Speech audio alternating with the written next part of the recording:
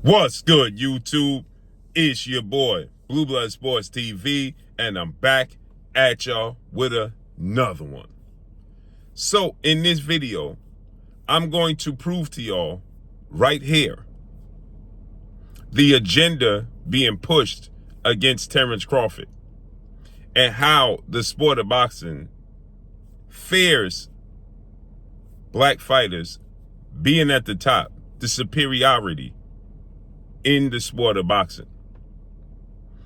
How what Terence Crawford is attempting to do and the agenda against Terence Crawford, and how and why people don't like His Excellency Turki Al-Sheikh.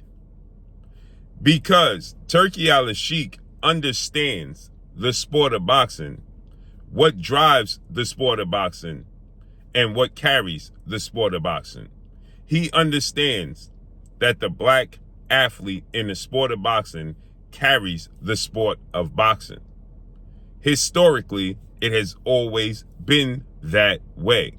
I did a video earlier, go check that video out, where I explained to you where Turki Al-Sheikh stated that the sport of boxing needs a black American heavyweight world champion. It puts the sport of boxing in a better place. Historically, we have fighters like Floyd Mayweather, Roy Jones, Andre Ward in recent time. Then you had the Four Kings. And when you actually look at the Four Kings in its truth, you had Roberto Duran, Tommy Hearns, Marvin Hagler, Sugar Ray Leonard. And then the fifth king that they always leave out, Wilfred Benitez, who was the youngest champion in boxing history. Roberto Duran went 1-4 against the Four Kings and Wilfred Benitez. 1-4. He had one win. He lost to every one of them, outside of his first victory to Sugar Ray Leonard. He staked his claim, and they promoted him as one of the great Four Kings. Yes, he did great things at 135, jumping up to middleweight and beating Iran Barkley. Great feats. But when you look at it, he lost in every which way possible. He quit against Sugar Ray Leonard in a rematch. He got brutally knocked out by Tommy Hearns. He got outboxed by Marvin Hagler, and he got outclassed by Wilfred Benitez. They don't want you to focus on that. The three kings that dominated were all black. Then we went from that era to Muhammad Ali. From Muhammad Ali to that era to Mike Tyson's era to then the Roy Jones era, then to the Floyd Mayweather era, on to the Andre Ward era. You see where I'm going with this. They all have something in common. They're black boxers. And now they're trying to press an agenda against Terence Crawford, and they're using black athletes to help press that agenda against Terence Crawford. What agenda is that? Terence Crawford is a 4-division champion. He's a 2-division undisputed champion. Terence Crawford is undefeated with 41 wins, no loss, no draw, 31 wins by way of knockout. Terence Crawford is the pound-for-pound king, and they don't want you to believe that. They don't want that. They want Alexander Usyk, who is a heavyweight, to be the pound-for-pound king. The pound-for-pound list was created in spite of the heavyweight division because of guys like Sugar Ray Leonard, Willie Pep, guys that were in smaller divisions. And as the heavyweight division goes, so goes the sport of boxing. So they created the pound-for-pound list to give credit and just due to the guys that are dominating, like Sugar Ray Robinson. Because we know Sugar Ray Robinson is not going to beat Muhammad Ali. We know he's not going to beat Jack Johnson. We know he's not going to beat George Foreman, the heavyweights, right? So they created the pound-for-pound list for Sugar Ray for Sugar Ray Robinson to let you know he's the greatest boxer of all, including the heavyweight division. Now, can he beat the heavyweights? No, obviously not. But now, today's time, in order to tip the scales in favor of everybody, they put any and everybody on the pound for pound list, like Alexander Usyk, who is a heavyweight. Don't belong on that list. Then they try to put Monster Inoue, who fights tonight, ahead of Terence Crawford, where Terence Crawford accomplished these feats before Inoue. He became undisputed in 2 separate weight classes to hold all 4 belts before Inoue, yet they want to give the credit to Inoue and say, oh, when he becomes two-time 4-belt era undisputed champion, 2 different weight classes, he's ahead of Terence Crawford. How could that be? Terence Crawford did it before him. Right? With that said, now Terence Crawford is going to jump 2 weight classes and become undisputed in 3 separate weight classes and beat a guy that's continuously being told to you as the face of the sport of boxing, in Mexican superstar boxer, 4-division world champion, 2-time undisputed super middleweight world champion, Mexican first ballot Hall of Famer, Saul Canelo Alvarez, who, get this, is 4 years younger than Terence Crawford and fights at 168. Now, Terence Crawford had 1 fight at 154 last August against Israel Madrimov, became a world champion in 4 different weight classes, and now attempting to be undisputed in his 3rd weight class. This will make him a 5-division world champion and a 3-division undisputed world champion to hold all 4 major sanction belts. Once again, etching his name in the history books that can't be erased no matter how much they try to. So now the agenda is to tell you that this is a clown show with Terence Crawford jumping from essentially 147, as they trying to tell you, or from 54 to 68, 14 pounds. You got Bernard Hopkins telling you this is a clown show and he's doing it for money. When Bernard Hopkins jumped from 160 to 175, that's 15 pounds. When Canelo Alvarez jumped from 160 after beating Danny Jacobs and Triple G at 160, he jumped from 160 to 175 to fight Sergey Kovalev for world title. That's 15 pounds. Roy Jones jumped from light heavyweight 175 to heavyweight. That's 25 pounds.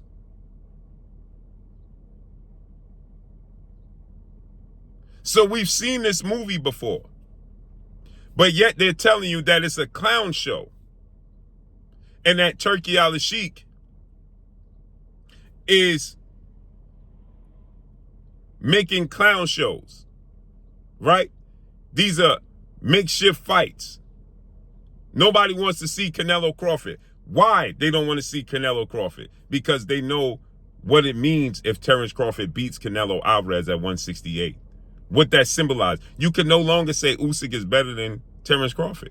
You can no longer say Inoue is better than Terence Crawford. You can't put these guys in your right mind ahead of Terence Crawford. He beats Canelo Alvarez and becomes a 3-division undisputed champion and a 5-division world champion and undefeated.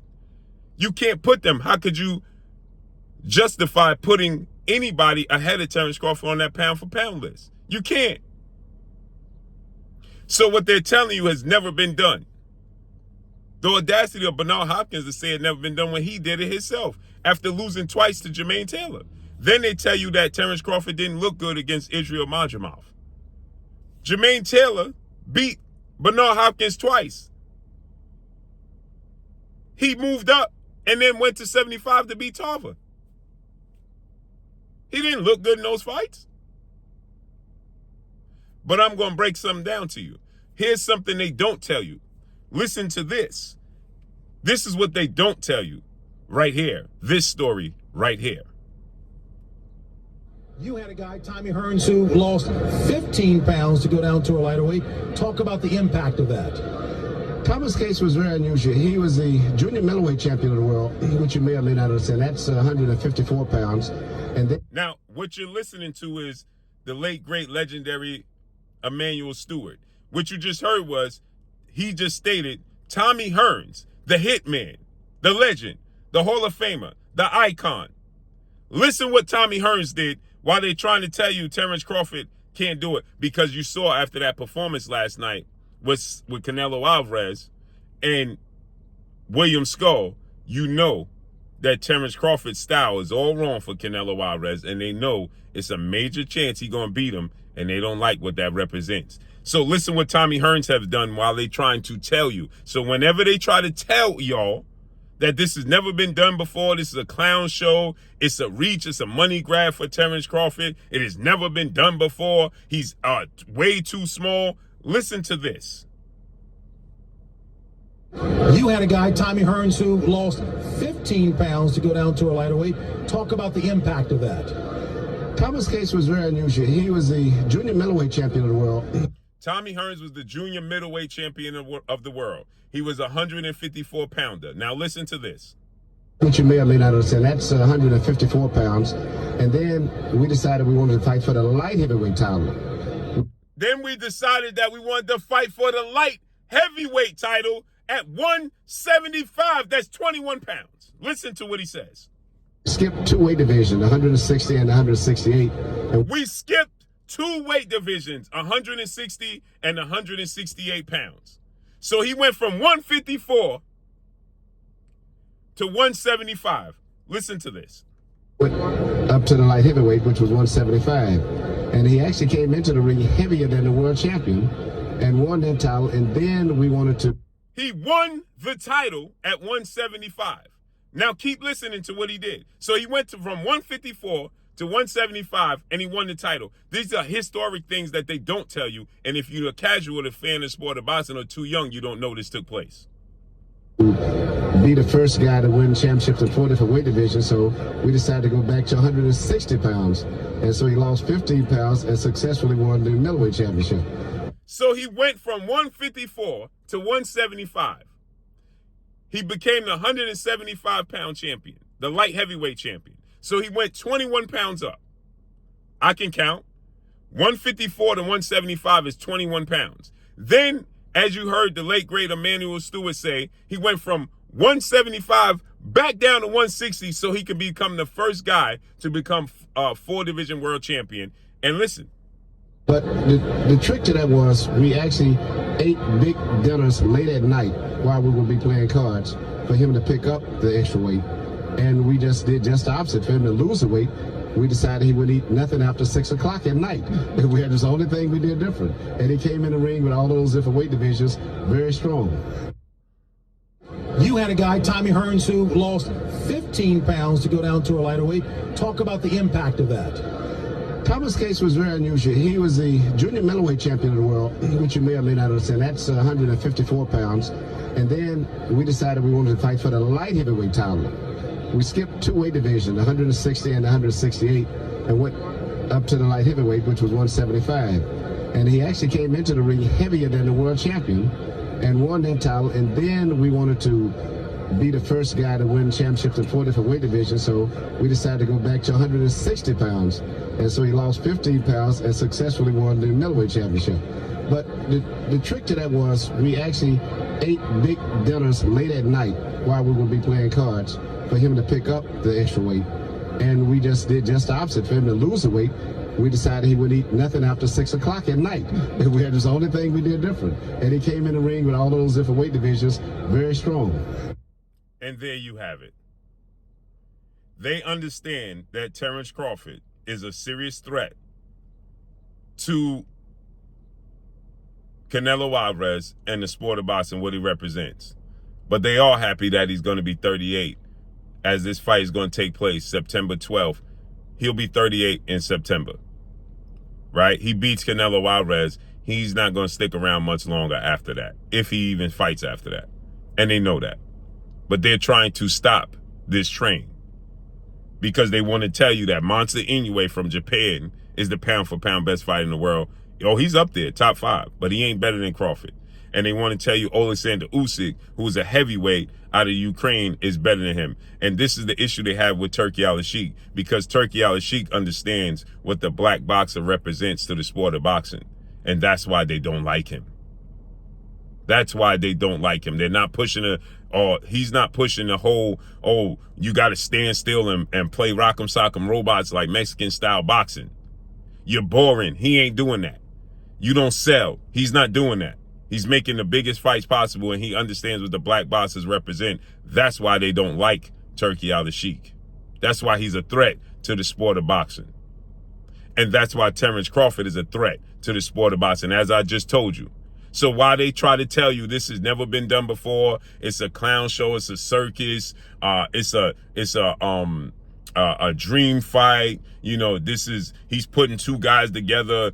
One is way too big when Canelo Alvarez has actually fought at 147 pounds. That's what they're not telling you. And when you saw the face-off, Terence Crawford was bigger than Canelo Alvarez. Canelo Alvarez has fought at 147. He made his name at 154. It's not like he's David Benavidez, who's 6'2" with a 75-inch arm reach and weighs 200 pounds the night of the fight. That's not who he is. But what he is the face of the sport of boxing. He's going to derail all their conversations that Inoue and Alexander Usyk is better than him. And from here on out, you can't put them ahead of him, no matter what they do and who they be, period. Because they ain't going to accomplish what he accomplished. Simple and plain. And he going to do it first again and become undisputed in 3 separate weight classes and a 5-division world champion. After coming off the Mayweather era, the Andre Ward era, 2 guys who was the pound-for-pound kings and retired undefeated, how dare they have 3 guys, 3 black athletes in 3 separate eras run the sport of boxing and all retire undefeated. Floyd Mayweather, 50-0. Andre Ward, 32-0. Terence Crawford, he going to be 42-0 if he decide to hang him up after the Canelo Alvarez fight. In 3 separate eras. From 1996 to 2025. Do the math. That's 30 years of domination. Without one of them taking a loss? And Roy Jones Jr. era? He was on his way to not taking a loss as well. Tarver derailed that, right? He should have retired after he beat John Ruiz. He would have retired undefeated. That means Floyd would have never lost. Roy Jones would have never lost. Andre Ward never lost. Terence Crawford never lost. They can't have that. And now we got on the verge of having Shakur Stevenson, Devin Haney, and Jerron Boots Ennis. Keyshawn Davis. One of these guys might flourish and come to the top and never lose. They can't have that. They don't want that. Because they're trying to sell you they're not exciting. You need to be Mexican style. You need to be Eastern European style. Right? Yeah, we know what it is. So when they try to tell you this has never been done before, this is a dream matchup, fantasy fights that he's putting together, it's a lie. You heard what Tommy Hearns did. He jumped 21 pounds. There you have it. And that's all I got for y'all. Follow me on Instagram at Blue Blood Sports TV, all one word. I'm gone. Peace.